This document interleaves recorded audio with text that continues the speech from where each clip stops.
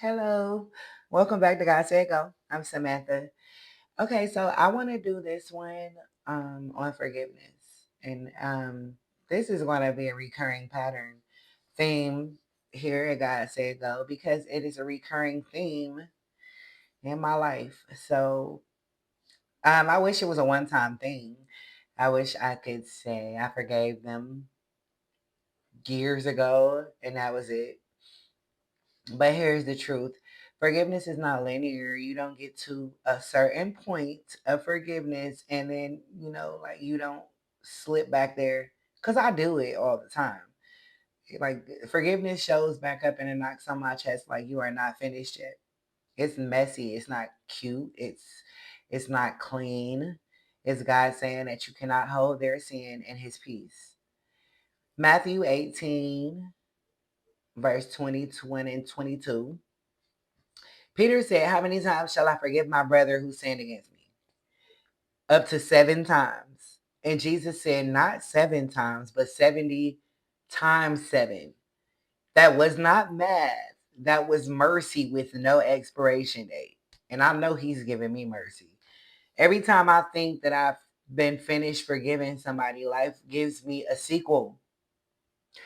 But it's the same man, the same wound, a different day. And this time, I did not bite my tongue, okay? He got disrespectful on the phone. And I reminded him that I still know how to defend myself. And that I'm human. And, that God is not done with me and he's still working on my delivery.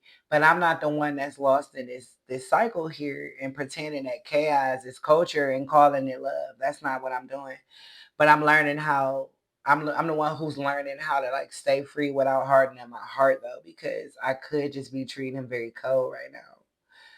He started talking about a tattoo that I got like a while ago. A name I inked 17 years ago back when I was still learning who I was. He tried to shame me about it. I laughed because that name don't haunt me. If anything, it helped me grow up. It's like a scar, and it's not a sentence. God already freed me from that girl who I was. So when he tried to throw it in my face, I was like, "So you mad? I got my baby daddy's name tattooed on me."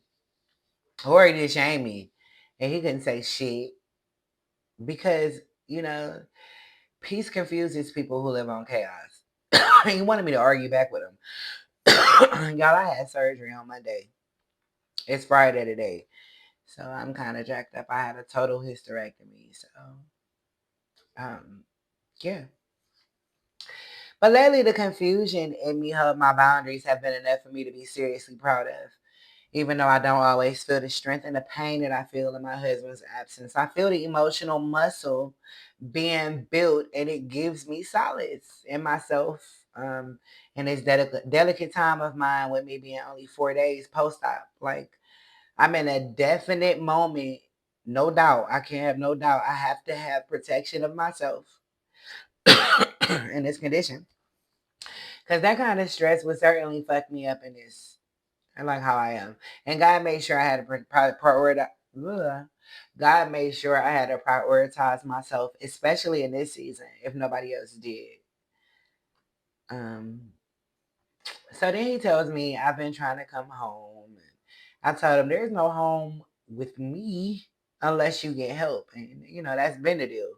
And that's not cold, that is clarity. I'm not building sanctuaries for people who keep burning that shit down. What do I look like? Forgiveness does not mean access, it means peace. It's not for him, it's for me. I can love you and still lock the door.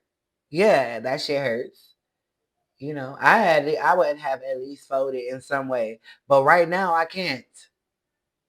And that's a certainty that God made sure of because I would be in bad shape. I held my ground and I did not, I didn't close my door on my love for him. I just changed the way on how he could access it. Like it's not the same anymore.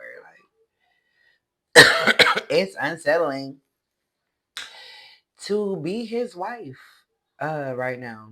This is not something that you could just take off and put on. When he's out there trying to guilt me into accepting some half-ass love that I swore I would never model to my daughters.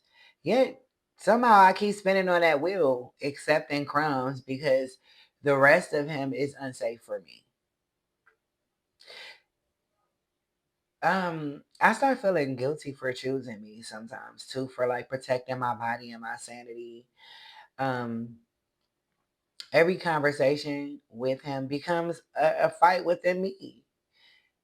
Cause and then every conversation we have, it kind of ends up the exact same way. He's trying to, you know, push the result that he wants, and I kind of am too. But I'm being really kind of passive about it because, you know, only one of us is speaking from, rationality, and still I'm so easy for him to pull back into that storm because I stand there, flamethrower in hand, ready to set the whole thing on fire. And when it's over, after all of that shit, after, we've blown up on each other, he's fine. He's numb. I'm left shaking in the ashes, you know, lingering in the text thread or whatever the case is. And he doesn't feel a fucking thing. And I'm drowning in the chaos that he creates to excuse his own. And he drinks to quiet that storm. But all it does is like it thunders louder in both of us. He acts like he's the source of my life sometimes, but my help and my healing comes from God. Like he does not understand that my faith isn't in him. And it's the one that, that's pulling me closer to myself because God isn't leading me away from him. He's leading me into me. And for so long I hid myself like the one that I buried to survive. I'm meeting her again. I don't always like what I'm seeing, but I'm facing it and I'm facing it for what it is and I'm facing it at real time. She's unhidden. She's not afraid because I heard that fear cannot live in the same room as faith. And maybe sometimes, like when I'm walking into situations, like I'm nervous and I might be a little bit scared or whatever, but I'm still walking into those places and I'm still, doing what I need to do and I'm facing things. So, my feet are moving. So I guess, faith kicked fear out the fucking door. Cause like this shit that I'm afraid of, I'm literally walking through it because I don't have a choice but to.